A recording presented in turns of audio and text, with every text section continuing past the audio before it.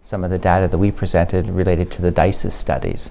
The dosage was a series of studies that was doing surveys in countries around the world looking at how well patients are being treated in lowering their LDL cholesterol levels. So it was looking at patients that were high risk and seeing are they being treated to the levels that are recommended. These are generally focusing on European guidelines because again this is a global study, and showed that a lot of the patients aren't getting to the levels that they should be, even the highest risk patients.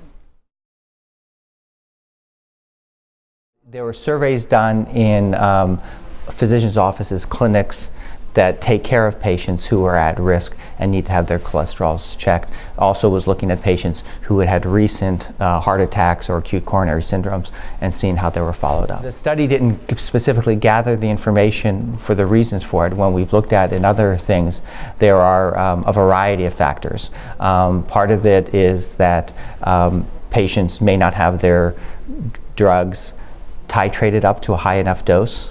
Or if they need an additional drug added, such as ezetimibe, to help control their cholesterol, that's not being done. Part of it may be that their levels aren't being checked. Part of it could be a tolerability issue, that the patients aren't tolerating the higher doses and therefore they're not being brought up to a higher dose. And part of it just may be a compliance issue, that patients aren't taking what's being prescribed. I think it's important for physicians to be familiar with the recommendations of different expert panels and then use those in helping to decide what's the best way to treat their patients.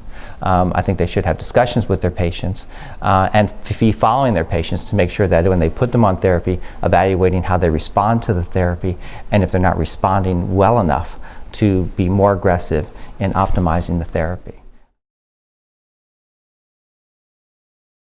Yes, they should be. It's all part of, good care that, is being recommended. It's just we're following that, despite recommendations, it appears that a significant number of patients aren't getting to a level of LDL cholesterol that would help minimize their risk. It is a global issue, at least if you look at studies like DICES and other surveys that have been done. Pretty much every country that you've looked at, there's been a problem where a significant proportion of patients are not getting to the recommended levels. I actually was just in a session where they were talking about the difference between guidelines, some of the recommendations. ACC came out with a consensus document. One of the comments that people made is actually when you look across the recommendations in different countries and different expert groups, there's a lot of commonalities between them. And so I think it's important for physicians to be aware of an expert panel guideline or recommendation that they feel comfortable with and follow that, because I think they all generally do recommend very similar things. The bottom line is that the baseline therapy for most patients would be statins. And that's consistent with all the recommendations.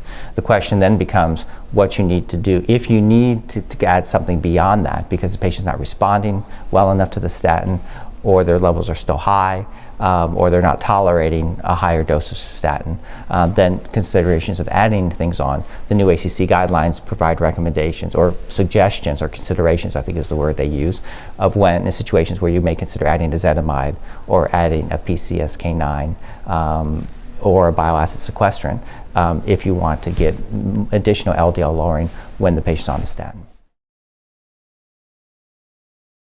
We've shown, as you look at the trend of statin trials and now looking at Improve It, that shows when you get patients to lower and lower LDL cholesterol levels, they still are having benefit. The question is how far does that keep going?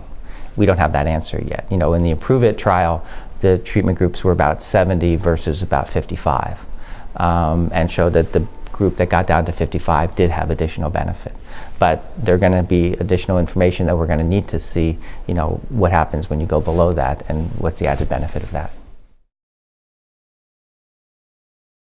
The other thing is that we're seeing, people used to say that, cardiovascular disease was, a problem in Western countries. But, as we're kind of seeing the Westernization of broader societies around the world, you're seeing cardiovascular disease, obesity, diabetes going up in those other countries. So really this is a problem that's spreading around the world, and the treatments that we know work need to be made available broadly.